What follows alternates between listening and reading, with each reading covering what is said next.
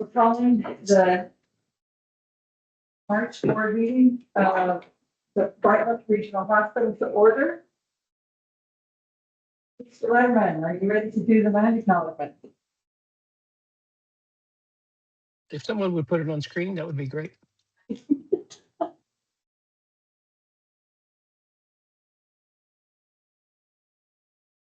see it Goodness now? cheese. Yes, ma'am, I can. Thank you. Goodness cheese to the Tlingit, Haida, and Shinshin people. We respectfully acknowledge them as the original inhabitants of Southeast Alaska. Bartlett Regional Hospital is located on the homelands of the Aquan. We are grateful to provide services in your ancestral homeland and be a part of this community. Thank you. Rita, who could you get the roll call, please? Dr. Hernandez. Edie Monk, Yes. Here. Chris Letterman. Here. Dr. Kingy. Present. Max Mert is absent. Lisa Peterson, Present. Al Geiger, Present. Dr. Rasser, Here. Jeff Johnston, Here. Dr. Tavi. Yep.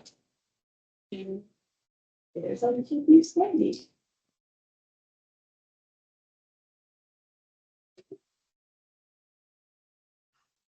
Welcome, everybody. Is there any potential amendments to the agenda? Anyone? If not, I would entertain a motion to approve our agenda. Suggested. I suggested. I move the Board of Directors of Bartlett Hospital approve the consent agenda consisting of the approval of the minutes from February 24th. Nope, nope, nope. Not that, okay, sorry. We're back at the approval of the big agenda. Oh, okay. Move to approve the agenda. Sorry. Second. Jump the gun.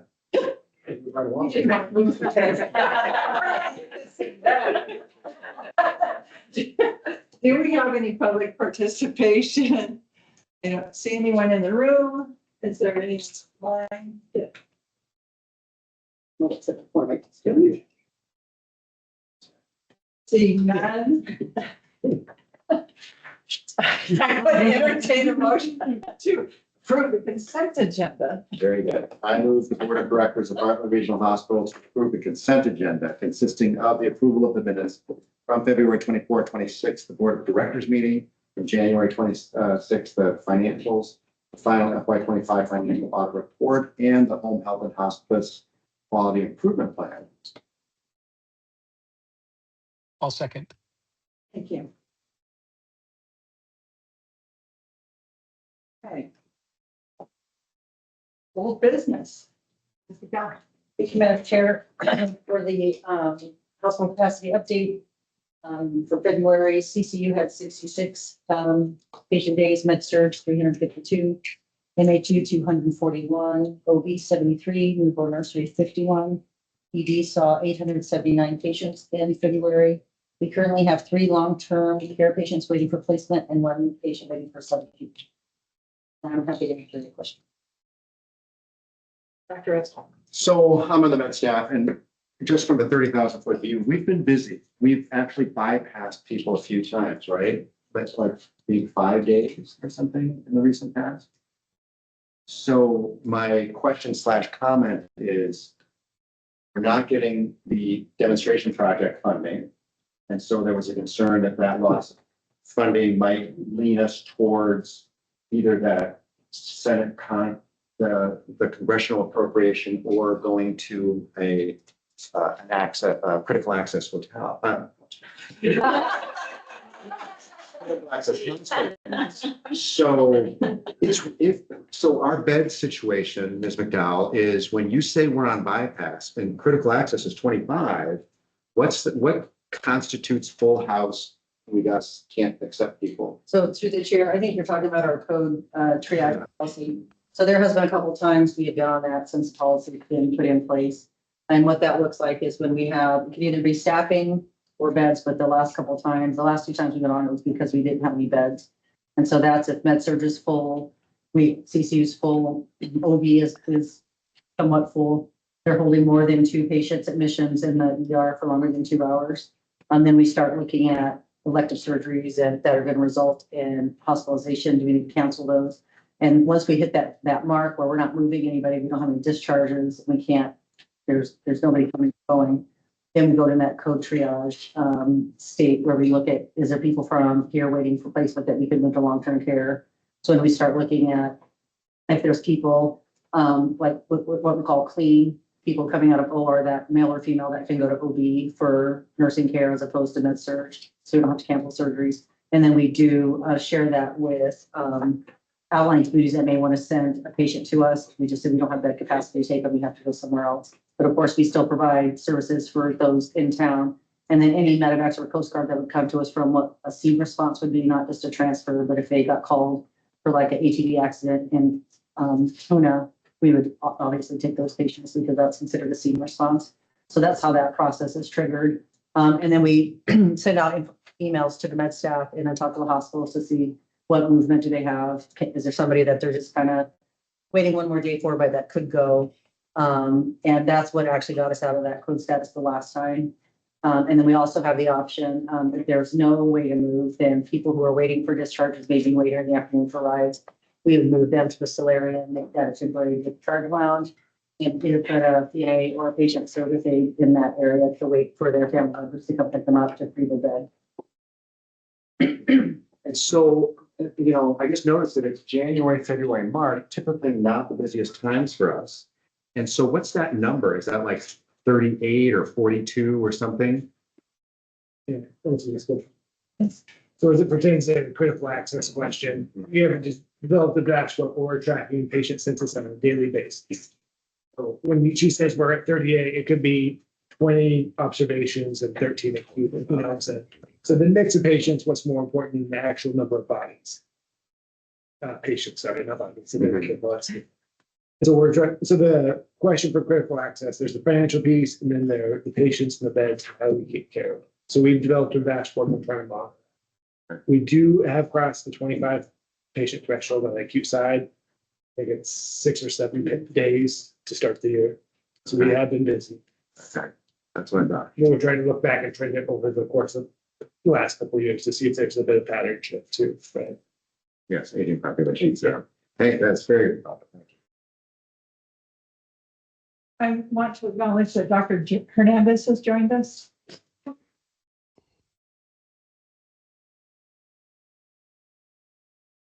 Any other questions for Ms. McGough? Health and hospice update. So through the chair, this is Aaron. He is our interim home health hospice director. And he will give you the updated report from home health. Good afternoon, everybody. I am, as we would say in Massachusetts, wicked excited to be at Bartlett and working with the team. You can see from this graph, we have in February, we had 22 for the average census, and then the length of stay was listed at 45, as well as for hospice at 205. We had a long-term patient on hospice pass away, which will momentarily see that length of service go up or length of stay go up with an average census of 5. I want to point out that we had a total of 10 admissions between home health and hospice in January, 2 of which were hospice. We had a total of 8 admissions in February, 2 of which were hospice. We have had 18 admissions in March so far, and 3 of which are hospice with a potential for 4 more hospice admissions this week. So we are working on all cylinders, and everybody is doing a great job. I'll just share that this is my 6th week here. I find a dedicated and mission-driven team. They're all committed to patient care, delivering high-quality patient care, positive engagement, even with some tweaks and maybe how we've done things in the past, but really I focused on trying to optimize and make things a little bit more efficient and less duplicative, with a focus on getting patients on service as fast as possible, and being able to deliver the care that we would expect to deliver. In the last 6 weeks, I've had an opportunity to pretty much do an extensive operational review of workflows, documentation practices, referrals, and operational systems. I've met with one-on-one with many key leaders in the organization. I have, with the team, delivered a new clinical education, especially on things like OASIS, PDGM, things that drive reimbursement, focusing on delivering quality hospice care, symptom management, and we're continuing to do these ongoing educations, both in person as well as video and self-directed through resources that we have. Created operational dashboards that I think would be helpful, certainly for me and for Kim, to understand how we're doing, and potentially for the board. Changed our referral tracking. I know due to staffing challenges in January and February, there was some backlog, and really we're able to wrap our arms around that and release that. My hope is that we never have to say we're slowing for admissions, because we have the appropriate staffing that we need, and provided staff with operational and clinical resources, created binders, as well as electronic documentation that can help them, whether it be OASIS or hospice care. So that's pretty much my update, and I'm happy to answer any questions.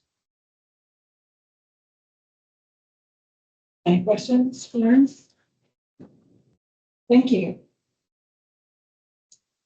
Okay, Wildflower Court. Hey, everyone.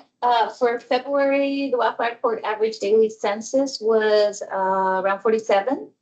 And our occupancy rate was at 75. So still dipped a little bit related to the construction happening. Our census today, though, is at 50.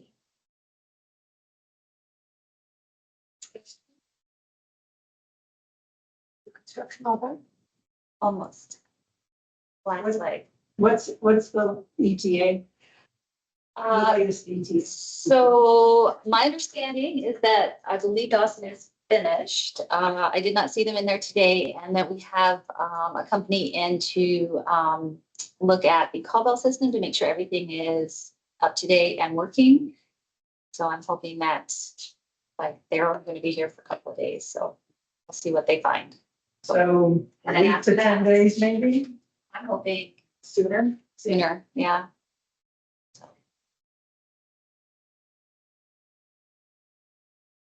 Yeah, Mrs. Thornwright. Are you ready to talk about the foundation? Good evening. How's everyone tonight? Yeah. Just going to give a quick update as I am out of the office this week. The employee birthday card initiative, we've had some really positive feedback on that. And just to explain, it's the Bartlett Foundation in conjunction with the Bartlett Regional Hospital Bartlett Regional Hospital launched the program to provide birthday gift cards to our Bartlett employees in support of the Blue Heron gift shop. We've had a lot of really great feedback from that, and a lot of employees that are thanking us for the opportunity to be able to support the gift shop as well. We launched the Grace and Phil Edelman Health Science Scholarship. The applications are due by May 15th, 2026, and they've gone out to university students, high school students all throughout Southeast Alaska, as well as our current Edelmans as well. The 2026 Employee Service Awards, we recently provided employees with some service award gift cards to Masterclass, Queen of the North, and Nugget Alaskan Outfitters. We are in the process of procuring contents for the baby boxes. Right now we're calling it the Bartlett Loves Babies campaign. but we're actually having a little contest within OB to have the nursing staff come up with a name that would best reflect what we are procuring for the baby boxes and the contents for that. So we're hoping that will be coming out here this spring. Snow-Mageddon Carpool. We funded the Snow-Mageddon Carpool drawing, which served several Bartlett staff who carpooled during all of our recent and still continuing snowstorms. Total, we donated 35,000 Alaska Airlines miles, Atmos miles, for Bartlett staff that participated in that program. And then below is our current foundation investment in the Bartlett Regional Hospital Foundation through March 18th. If anyone has any questions, I'm happy to answer. Any questions for Ms. McCormick? Okay, seeing none, let's move on to new business and our A3 presentation.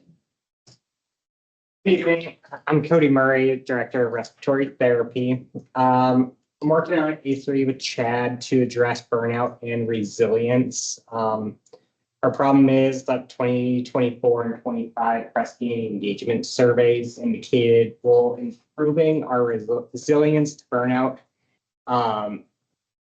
there is a systemic issue that's facing staff at all levels. So my A3, the scope is all Bartlett employees. Background is that 2024 and 2025 engagement surveys indicated that there's a higher than national average level of burnout among employees. While improving our resilience to burnout this year, it continues to be this systemic issue facing staff at all levels. Not addressing this may lead to reduced energy and motivation among staff, increasing higher use of sick leave, and potentially causing errors. Root cause of this is inadequate rest and recovery, autonomy and control, role clarity and support, and also psychological safety. The goal of my A3 is to help reduce employee burnout and occupational stresses by providing a structured, equitable access to on-site physical activity during work breaks and lunch periods. Plan for this is to try to seek out a location for an exercise area that will promote use, security, and safety among staff. Build participation, requirements to use exercise area for scheduled lunch breaks and periods of rest, completion of onboarding or orientation session through cardiac rehab leadership, and participation that is voluntary and non-compensated to use exercise equipment during lunches and rest breaks. Onboarding to include safe use of equipment, safety review for the area, proper cleaning and disinfection, program rules and expectations. Depending on the area of use, badge access granted only after completion of the onboarding process and signing of acknowledgement of use. And then further to expand to include monthly health tips, home exercises, optional challenges for all participants, and integration into the House Yourself rewards for joining. KPIs would be number of enrolled employees, the percentage of the eligible workforce that's enrolled, utilization rate of the exercise space, and then the ongoing Presti burnout scores annually. Current actions are meeting with HR and employee wellness to help discuss the feasibility of this program and also location planning for exercise space. Sounds good. Do we have any questions for Cody? Dr. Oster? In the past, have employees been allowed to use the cardiac rehab treadmills? Historically, they have not. It's usually been a closed area. I know that before my time here, there was some programs that tried to get uplifted that they could use that space, but there is nothing ever formal that was put in. I don't recall it in like my. I was just gonna say, Dorothy, I do though. I do too. So it goes back probably 25 years. Yeah, so since 2022, since 2003, So I have like not, That's a long time, so a Yeah, long because, time. And your plan, if I may, is to use that space? Is that what you're looking at, some sort of dual? We're looking at the cardiac rehab space. The problem is we want to, have this access for employees, but we also need to minimize the disruptions to patient care services. And since they share a space with physical rehab, just timing wise, there would always be some sort of overlap between when employees could use it either before or after work or on lunch breaks and the hours of operation of physical rehab. So plan B, Trying to locate another space. and then talk to the CEO about buying equipment or something. Is that plan B is what I'm hearing? Yeah, or either reallocate some equipment that we have. I think Chad said there's treadmills over in Rainforest that are not currently being used that could be reallocated for this program. I mean, it really does seem like that'd go a long way. People just need to run just to get out of their heads sometimes, so. But, okay, thank you. I'm wondering if you've talked, oh, sorry, perfect. If you've thought at all about other ways of encouraging people to get out and get exercise, particularly as we enter the nicer months. I know the Salmon Creek Hill, and that is a great walking spot. And I wonder if everybody knows that's, an easy access. And I know Jess Brown with our employee wellness program does a good job at putting out the monthly information for exercise, nutrition, everything that all encompasses health. Goal would be to try to partner with her and this program to define a space that they can use, because the hardest part is just getting access to equipment sometimes. And since employees are already here, I feel like they'd be more up to use it. And then pairing with also the monthly health tips, so we can have kind of the ongoing continuum of this exercise and health.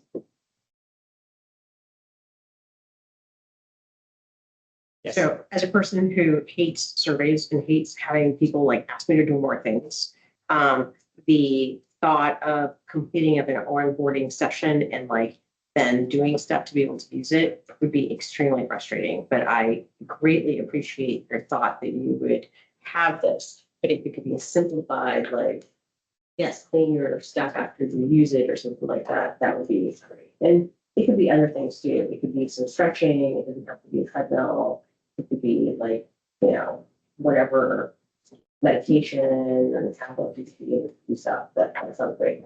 Yeah, my last hospital, when I was in cardiac rehab, we had the same style of program. We had a standalone space. The onboarding was mostly for safe use of equipment, process for emergencies, also where we just kept things in the gym as a one-off. And a lot of people did find that helpful of a one time, here's how to get in, use the equipment, clean it, and then they're have just hours of that they could come and use it.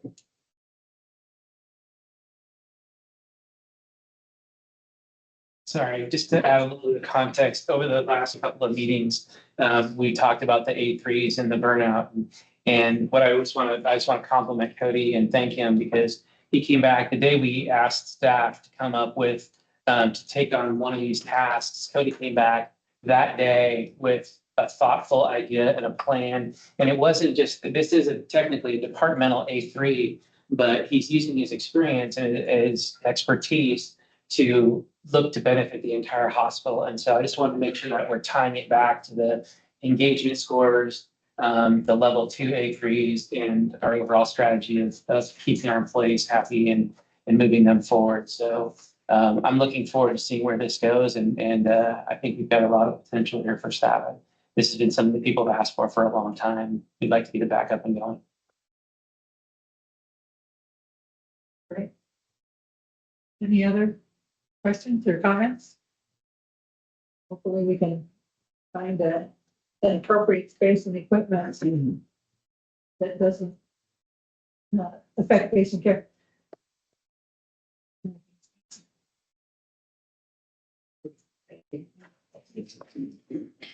Okay.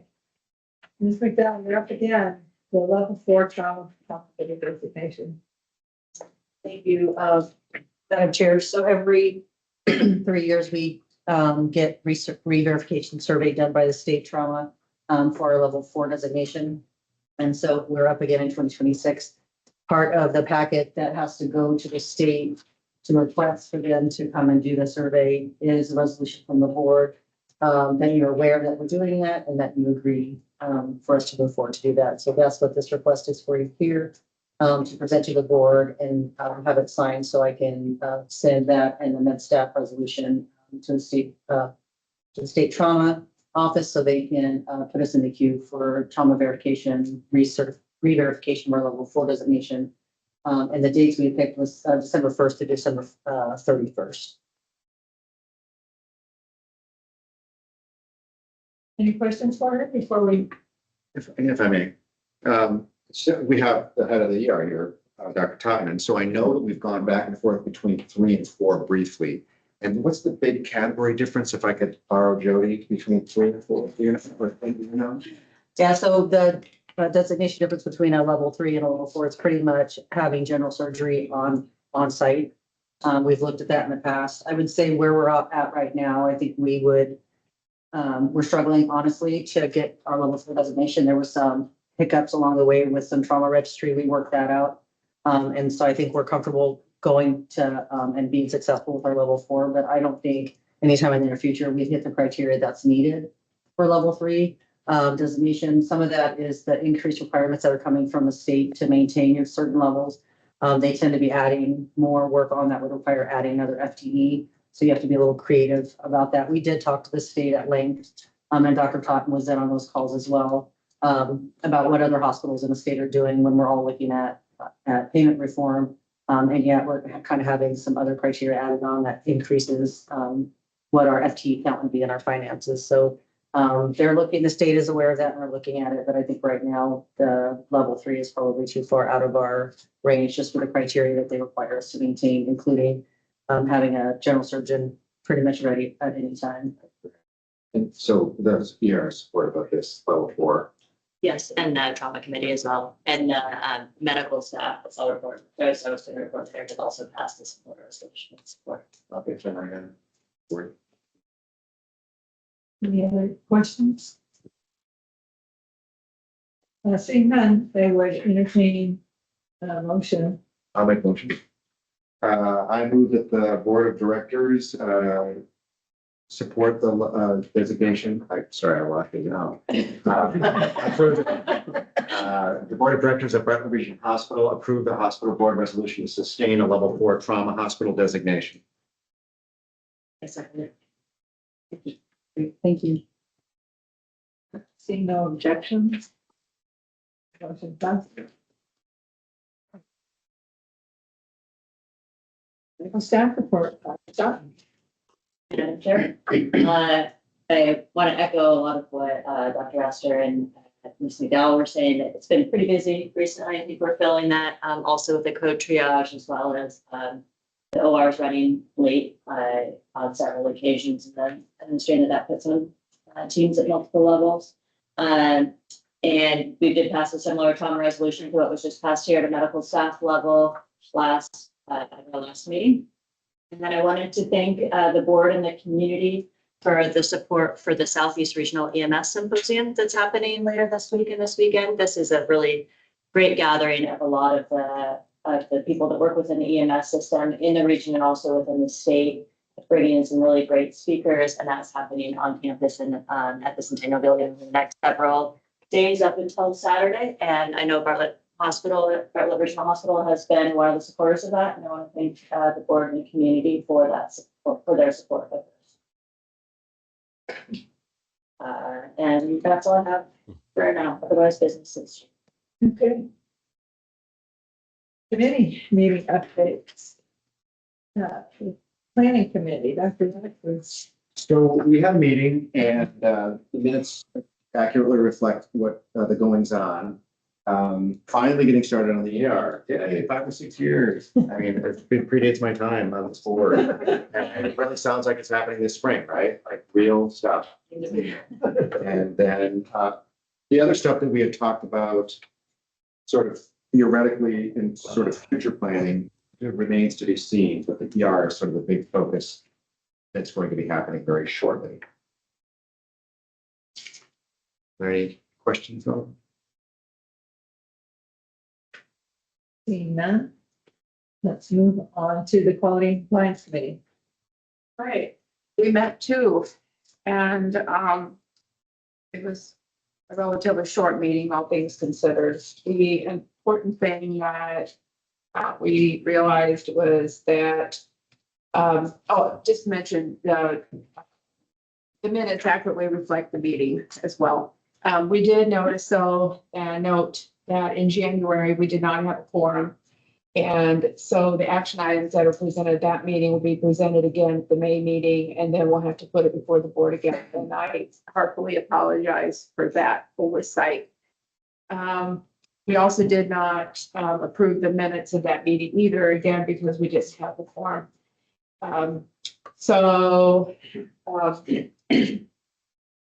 Most important thing with the new business was that we reviewed the hospice and the home health quality assessment and the process improvement plan. And that was presented to the board a little while ago. We did agree that we will meet on the third Thursdays every other month going forward at 3:30 p.m. so that we don't need to set a meeting every time because we know when the next one's going to be. Anybody have any questions first? Righty. Finance and audit. So the finance committee also met, and the minutes hear it. We have one action item that I'll come to, but I'll say that till the end, but we spent quite a bit of time talking about the final audit report and the anticipated findings, so I encourage everybody to take a look at that. It's important. And heard from Angela about some of the remediation efforts and focus of that. So I think that's detailed in the minutes, but if anyone has questions on it, I know Angela would be happy to answer them.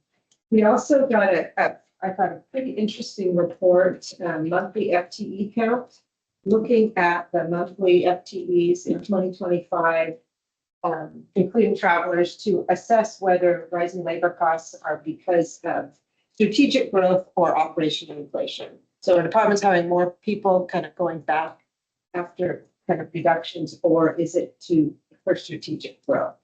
And I think the finding was 75% was tied to service line expansion of the growth in employees. So that made me feel pretty confident that it's not just inching up slowly, adding more people back after letting reduce. I think particularly family medicine, special pediatrics, operating room and orthopedics, all areas where there's strategic growth. So that was great to hear. And then just the usual reviewing the financials. So since I'm new to the board, the whole process, it's very efficient. Yeah, but again, it means that like at the meeting, Max and I were, and then Deb Jones, right, are the only ones actually really looking and talking about financials. And so I know that's the process and it makes sense. But in the interest of efficiency, I think it's important that all board members do pay attention. If you're not on the finance committee, but you still pay attention to finances. It's like a big burden on the finance committee. We're the only ones. So everything's good. So I guess that's the quick summary from Angela is that things are continuing to improve, and that we're in good shape, except for the problems that we know about. Anyway, that may have been more than anybody wanted. And all are welcome to attend, all our members are welcome to attend, whether you join online or in person, and or can even only make a part of it. It's worth your while to have that knowledge to hear it and have that. They can see the recording posted on Yeah. the website. Yeah. But the minutes are great, so thank you to whoever did that. I think they provide enough detail to give you a summary. And there's one action item now this is my third time because I'm on the planning committee. We talked about it, then the finance committee. So I'm like, wait, we're still not done with this. There has been a plan to replace the overhead lights. So this recommendation has been from both committees. So we have a motion for the full board. Is that?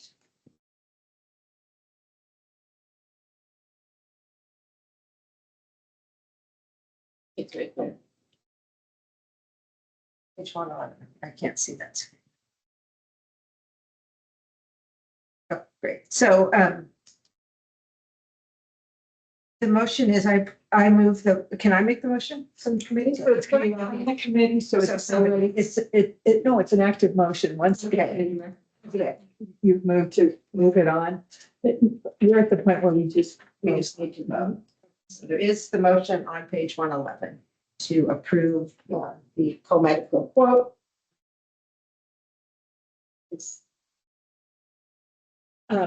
So one of the things that I want to say, I think McDowell brought it up, this went through the Kenny Solomon test. For those of you who haven't been here for a while, we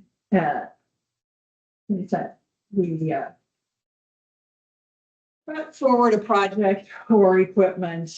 Kenny would always say, I think we need a little bit of a cushion in case there's in case the project goes beyond our limits. So we believe as board, coming out of that meeting, that this is the appropriate amount to approve for this project.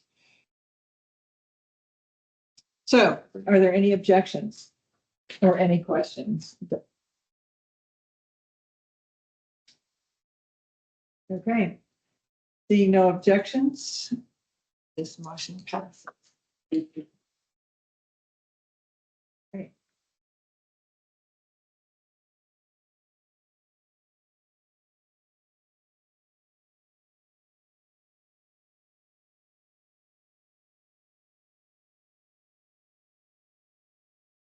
That would be you. Okay, just a minute.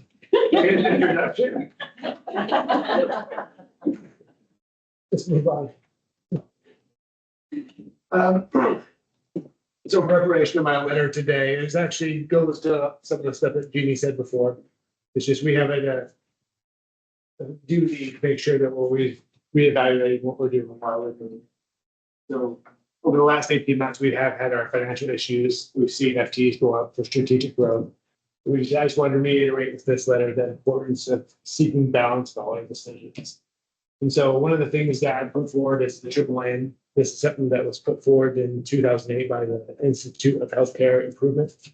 And so what it does is when we make decisions, it gives guidance that we should look at quality, access to care, and the cost of the project. And so one of the things they brought forward is the three-legged stool. And if you start shading one of the others to do low in quality and high in cost, and then it tips the stool eventually. And we've seen that in the short time I've been here, that we have to, then you have to go back and correct how the school's laid out.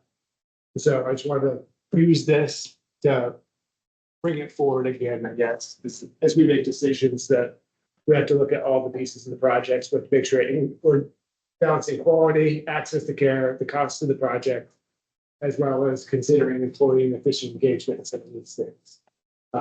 They have came up with quadruple aim, which is a little bit more rigorous to me, but so that's why I prefer the triple aim. A little more straightforward. Access, quality, cost, finding balance.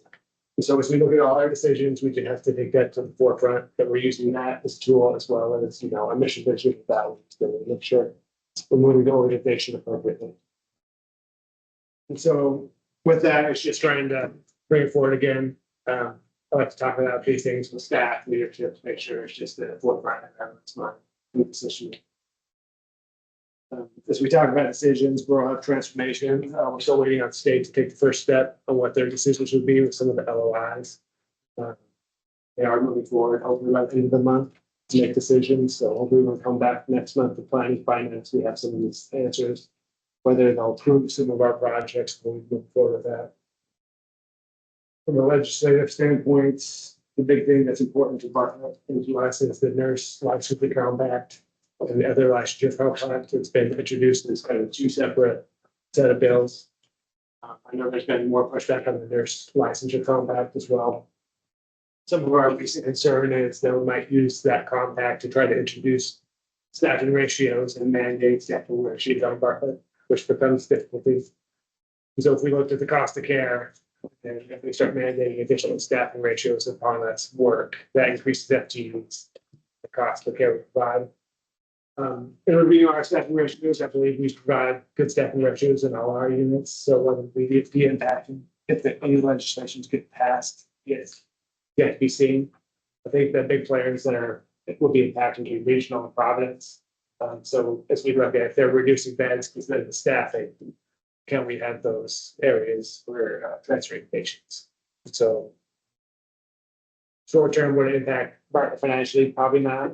As we try to discharge patients, I would expect the impact to the process.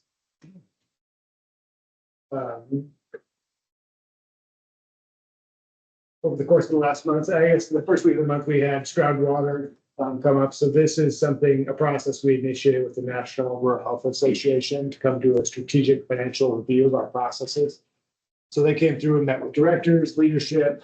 They looked at a lot of our processes, you know, at the 30,000 foot view, mile wide, inch deep, trying to assess where opportunities and issues could reside. Through this process, there were some immediately identified issues that we started working on. So they'll come back in 6 to 8 weeks with a final report. They'll focus on 8 to 10 issues and they'll do a little bit deeper dive, help us work into those issues, fix some of them. Some of them were known to us. Some issues I think we've talked about at this meeting on several occasions. Other ones just help validate some of the direction we've had. And so we had in-depth discussions about the clinic types. How do we set up our clinics, provider-based versus RHC versus standalone?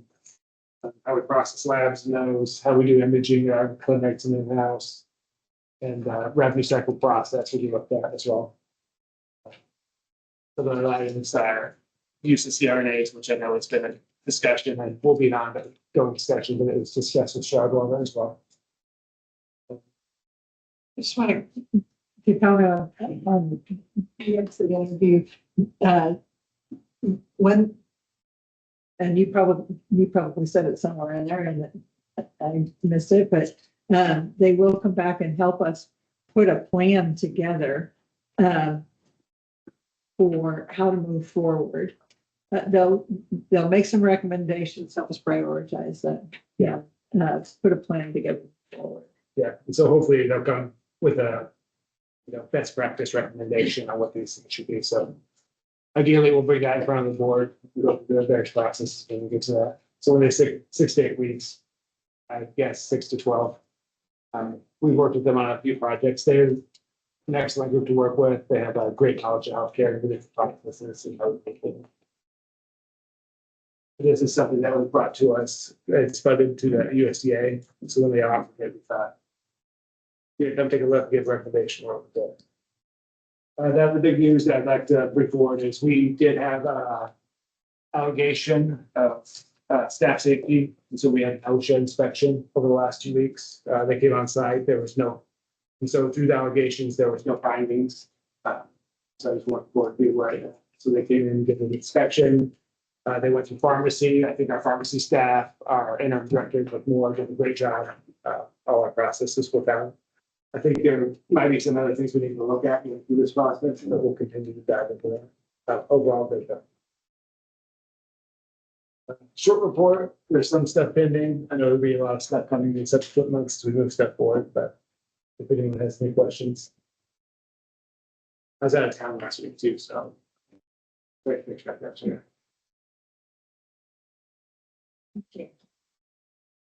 Okay. Let's use Standys.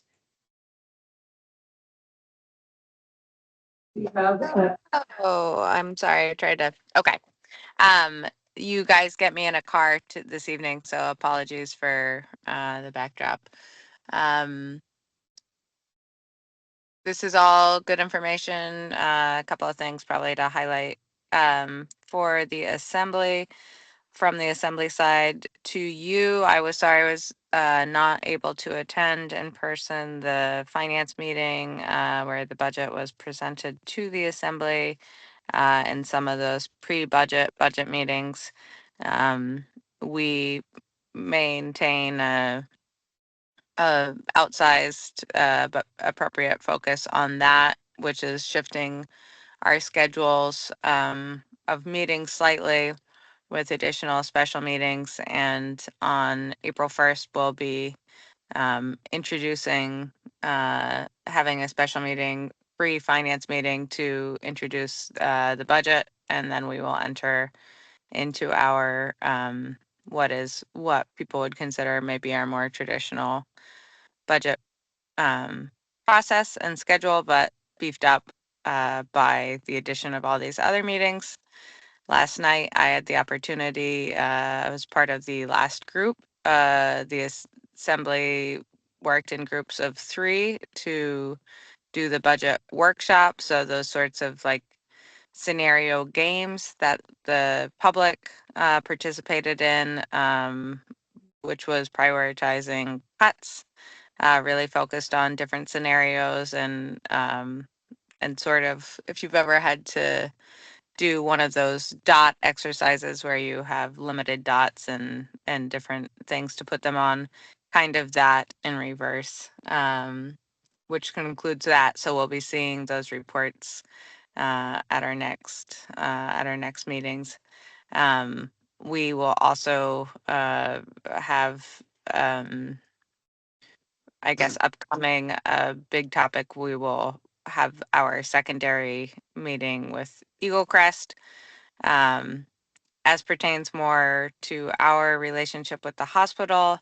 Manager's office shared a list of all of the rural health transformation project letters of interest that were submitted for Juneau. Tried to get a comprehensive list. It may have missed organization or 2, but that remains area of high interest, and the assembly just wants to stay tuned and know how it can support Bartlett once you hear back from the Department of Health on to the next stage of applications. I think that's all I have for you, but happy to answer questions or discuss anything. Are there any questions or comments for Ms. Hughes Candies? We appreciate you attending, even though you are in a car with all your cold weather gear. Are you in Anchorage or? No, back in Juneau, back in okay, Juneau. good. So just, Good. yeah, just on my way home. Yeah. It's a lot colder in Anchorage than it is here right this very minute. So I was going to empathize with you if you were in the colder north. I've been hearing from my coworkers all about it today. Yeah, all my Anchorage coworkers were complaining. But hey, we broke the record. We can all celebrate that. We broke the record. Indeed. Yep. Just in the last week, right? Yes. Yeah, I think last night. Yeah, last night. Okay. So, yeah. Okay, I'll go back on. I'm ready to be over with now that we've broken it, we can be done, I think. All right. My report is relatively short. I just wanted to let everyone know that we talked a little bit about this, that we've all had a lot going on. And we talked a little bit about this, but one of the things that has come up, came up in the finance committee meeting and a couple of other venues, is looking at a compensation program for our CEO. We don't have any real consistency from CEO to CEO, and we have not had a compensation plan that included measurable goals for analysis for the CEO compensation. We'd like to potentially bring that concept of measurable goals that are for down to the senior leadership level as well, once we move forward with the CEO. To that end, I have appointed an ad hoc committee to take a look at the options. We've investigated a couple of different options as to how we could approach this. And that committee currently consists of myself, Jeannie Monk, and Max Mertz. Just to get rolling, we'll be back to you, knowing that the full board needs to hear about it, approve it, but we'll do the legwork for the board. So more to come on as we move forward. And that's it. Any questions for me? Okay. We're down to the board calendar. We haven't hit an hour yet. All right. Okay. Are there any proposed changes? I believe that each of the committees have had a chance to take a look at their dates and schedule them. Anything that I'm missing? Madam Chair. Yeah, go ahead. This is Al. Okay, I see we're down. We're on the 7th. I missed it as I was scanning. So I guess I would ask if that's still convenient for everybody who's on the committee. I'm good with that, Hal. I'm here with that. Okay. Seeing no changes, would entertain a motion to. Zoom conference. Oh, wait. No, Oh, yeah. That's on 30%. It's, yeah, this Yeah. month, yeah. for some reason, I heard it. 30%. I move that the board of directors of Bartlett Hospital approve the board calendar for the. Any objections? Seeing none. We are. The calendar is approved. All right, it's time to move into executive session. First. Oh, yeah. Any board comments or questions? Seeing none. Now it's time to move into executive session. I don't know if anyone wants to take a quick break before we move into the executive session, like do an hour, or do you want to roll through it? Okay. Yes, no? Let's just move on. So I would entertain a motion to move into executive session. I can make that motion. It's up there. I move the Board of Directors of Bartlett Regional Hospital recess to executive session to discuss several matters. Those which by law, municipal charter, or ordinance are required to be confidential or involve consideration of records that are not subject to public disclosure, specifically the credentialing report, medical staff meeting minutes, patient safety dashboards, and legal updates. And as Hal usually says, anyone that you want to stay in the room. I want senior leadership to stay in the room. Pretty much everyone, almost everyone in the room can stay in the room. Somebody second? I second.